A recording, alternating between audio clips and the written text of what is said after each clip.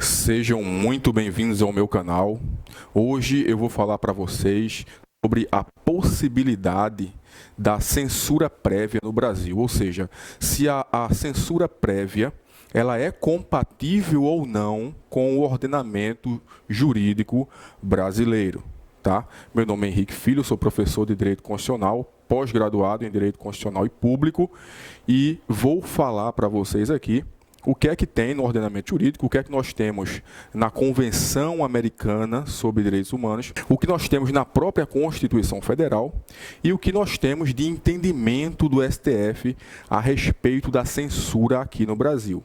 Então eu tenho 3 dispositivos diferentes para mostrar para vocês aqui se há ou não compatibilidade no ordenamento jurídico brasileiro da possibilidade de uma censura prévia.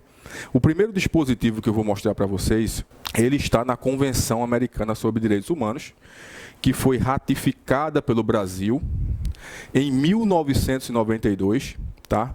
E ele ingressou no nosso ordenamento jurídico com o status de norma supralegal em 1992.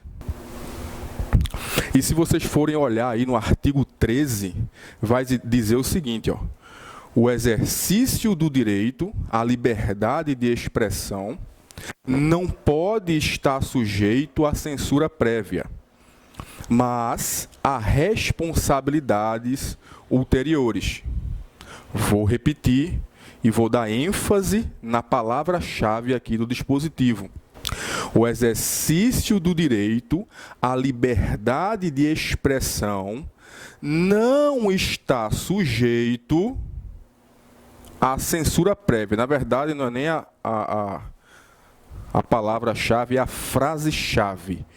Não pode estar sujeito à censura prévia.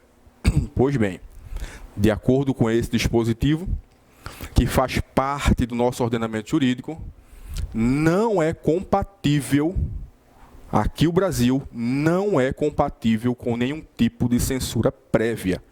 O que se admite, de acordo com o artigo 13 da Convenção Americana dos Direitos Humanos, é uma responsabilidade ulterior, ou seja, você não poderia impedir alguém de se expressar. O que você poderia fazer era responsabilizar essa pessoa caso ela tenha usado a sua liberdade de expressão de forma arbitrária, de forma a violar outros direitos fundamentais de um indivíduo. Então, eu não posso impedi-lo de falar previamente, de se expressar previamente, de escrever previamente, porque a liberdade de expressão ela é ampla, não é só falar, mas escrever, publicar, ler o que você quiser, tudo isso está englobado na liberdade de expressão. Então, não se admite, de acordo com o artigo 13 da Convenção, não se admite censura prévia no Brasil. Tá? Status de norma supralegal. Qualquer lei brasileira que estiver contrária a esse dispositivo, ela não tem nenhuma eficácia. Tá? O que se admite é a responsabilidade ulterior, que inclusive na Constituição, que assegura a liberdade de expressão, ela fala no direito de resposta. E é justamente isso aqui, ó, responsabilidade ulterior. Alguém se expressou de uma forma que violou, por exemplo, sua intimidade, lhe caluniou de alguma maneira, você pode solicitar o direito de resposta, que seria proporcional à ofensa, no mesmo meio de comunicação, com a mesma duração de tempo, tá? E além disso, você ainda pode responsabilizar essa pessoa perante o juiz. E aí você receberia também uma indenização. Então, você teria direito o direito de resposta, mais uma possível indenização por danos morais, materiais ou imagem.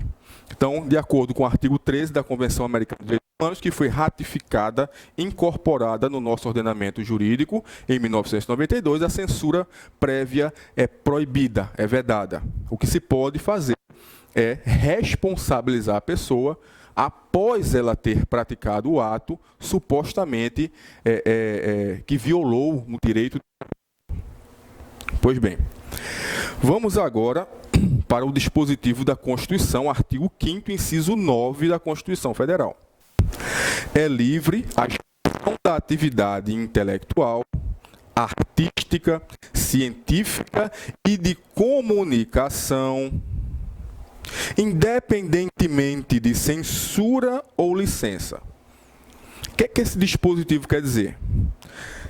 É livre a expressão de quê? Atividade intelectual, atividade artística, atividade científica, atividade de comunicação, independentemente de censura. Ou seja, a censura não é admitida. Você não pode deixar, você não pode ser impedido de se expressar por meios de comunicação, atividade intelectual, científica, artística, por causa de uma censura. Então, independentemente de censura, é livre a manifestação, a expressão da atividade intelectual, artística, científica. Isso está diretamente ligado com a liberdade de expressão, que está diretamente ligado com a liberdade de imprensa. Ok? Isso aqui, senhores, se nós formos analisar sobre a ótica da eficácia e aplicabilidade das normas constitucionais, nós vamos ver que estamos diante de uma norma constitucional de eficácia plena. A eficácia e a aplicabilidade desse dispositivo ela é imediata. Não há que se falar na possibilidade de uma censura prévia e nem de licença para que você possa expressar uma atividade intelectual, artística, científica, de comunicação. Então, nós já temos aqui dois dispositivos do ordenamento jurídico brasileiro, um com status de norma supralegal, o outro a lei maior. Lembrando que nós temos uma Constituição rígida e escrita, que permite, por isso, o controle de constitucionalidade. E dentro dessa Constituição rígida e escrita, nós temos as chamadas cláusulas pétreas, que são dispositivos que não podem ser abolidos da Constituição, são dispositivos que não podem ter o seu núcleo essencial atingido de forma a restringi-lo. Então, nós estamos diante de uma norma constitucional de eficácia plena, de aplicabilidade imediata, que não está sujeita a limitações prévias. O terceiro dispositivo que eu quero mostrar para vocês, já temos uma norma com status supralegal, acima das leis, só abaixo da Constituição, porque não foi aprovada com um quórum de emenda, como prevê a Constituição. Temos aqui o dispositivo da Constituição, temos outros dispositivos da Constituição que falam sobre, como eu mencionei anteriormente, o direito de resposta, né? A possibilidade de você solicitar uma indenização por danos morais, materiais ou à imagem. E temos aqui uma decisão do STF, tá? Decisão do STF na ADI 4451, tá? O que aconteceu? Havia dispositivos da lei de eleições que proibiam TVs e rádios de, nos 3 meses anteriores ao pleito, fazerem sátiras, brincadeiras, chacotas com os candidatos. Veja, estava previsto em lei que nos 3 meses que antecedem as eleições, não se poderia, né, nos meios de comunicação, TVs e rádios, fazer brincadeiras, sátiras, né, ridicularizar os candidatos. Pois bem, o Supremo foi provocado, como eu falei, na ADI 4451, e no julgamento dessa ação direta de inconstitucionalidade, o Supremo disse que esses dispositivos eram inconstitucionais por violarem a liberdade de expressão e a liberdade de imprensa. Liberdade de expressão, que está intimamente ligado, indivisível, com a liberdade de imprensa.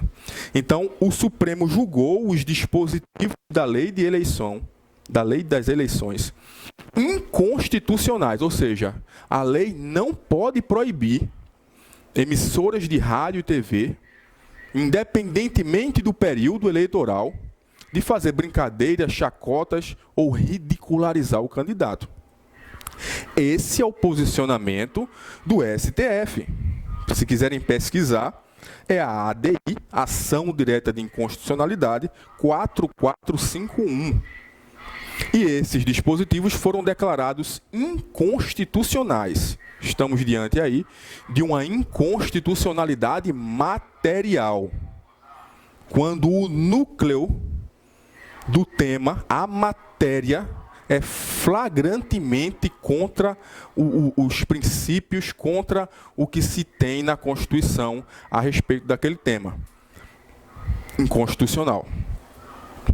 Então, assim, desses 3 dispositivos, senhores, Convenção Americana sobre os Direitos Humanos, Pacto de São José da Costa Rica, a própria Constituição Federal e o entendimento do STF em relação à censura prévia, é que no Brasil a censura prévia não é compatível com o ordenamento constitucional. A censura prévia, de acordo com o que temos aqui, ela é totalmente inconstitucional. O que se pode fazer é responsabilize quem se comunicou, quem se expressou de forma a violar o direito de outrem. Que se responsabilize. Tá? Que se solicite, que se exerça o direito de resposta. É assegurado pela Constituição. Existe a lei que regula. Que peça indenização por danos materiais, morais ou à imagem.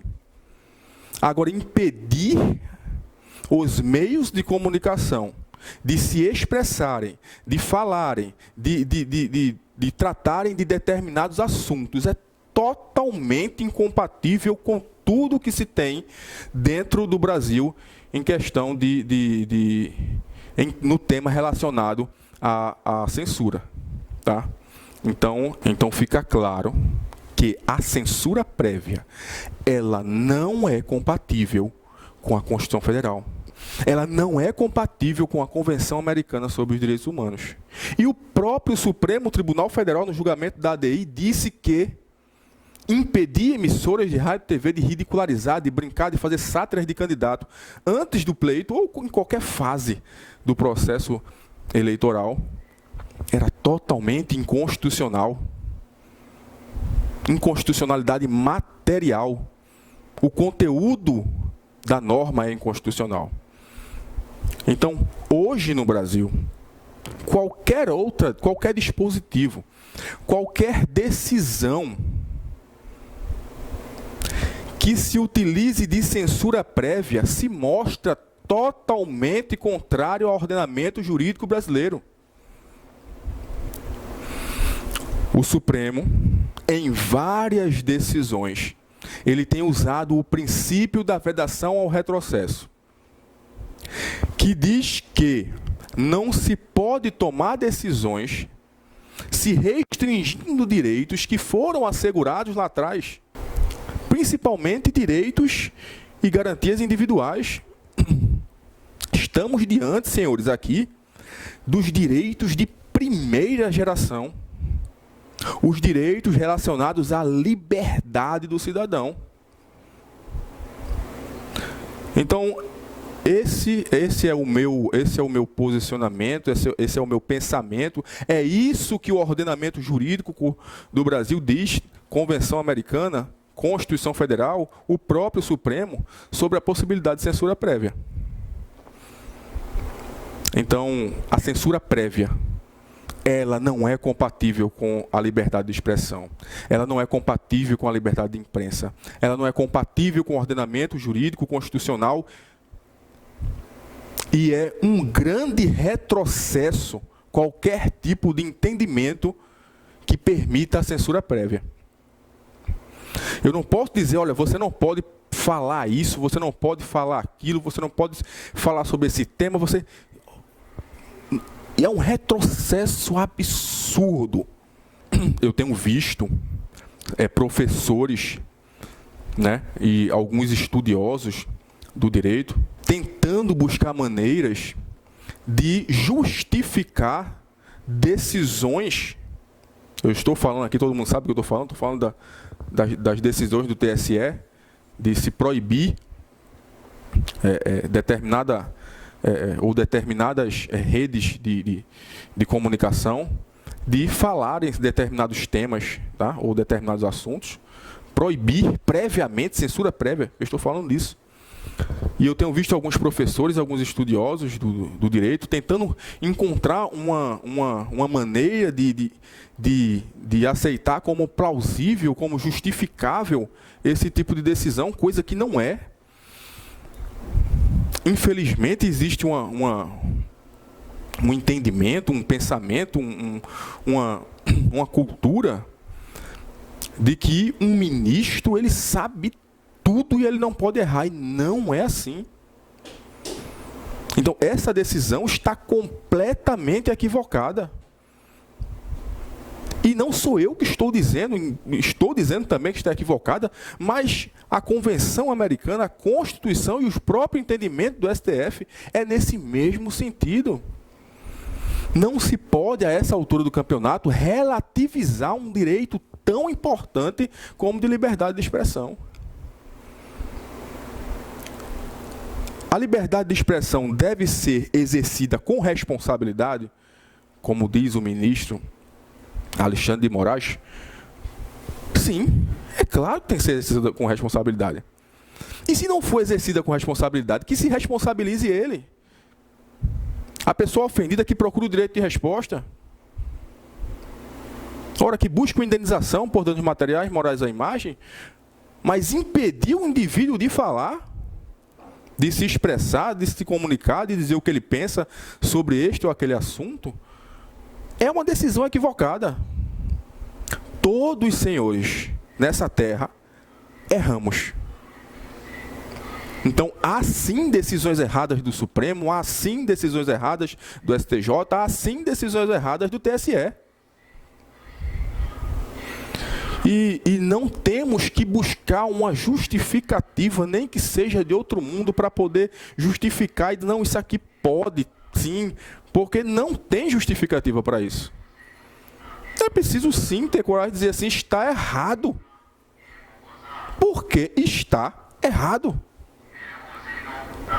Lamentavelmente, estamos vivendo uma fase de muita insegurança jurídica. Eu vou para uma sala de aula ensinar um assunto, pego aqui grandes doutrinadores, José Afonso da Silva, o próprio professor e ministro Moraes, uso o livro dele para consulta também, e eu chego em sala de aula, vou ensinar uma coisa, e daqui a pouco vem uma decisão, não, isso aqui não é assim mais não, mudou. Eu não estou dizendo que o STF, que o TSE, que o Judiciário não pode mudar de opinião, que o Supremo não pode mudar sua jurisprudência, pode, mas não da maneira que está sendo feita. Lamentavelmente, parece que estamos diante de algo que algumas pessoas negam, mas que parece claro nesse caso, que é o ativismo judicial.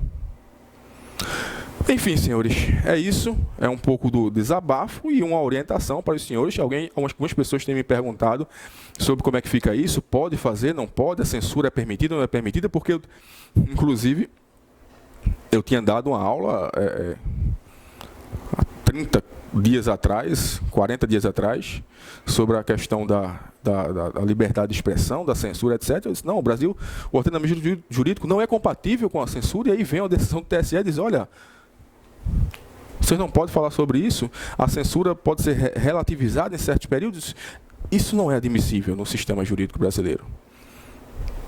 Não é possível que se limite, que se restrinja um direito à liberdade de expressão. Que se responsabilize. Concordo plenamente quando o ministro diz que a liberdade de expressão deve ser exercida com responsabilidade. Mas a censura é totalmente descabida. É isso, senhores. Espero que tenham gostado e entendido. Fiquem com Deus e até a próxima.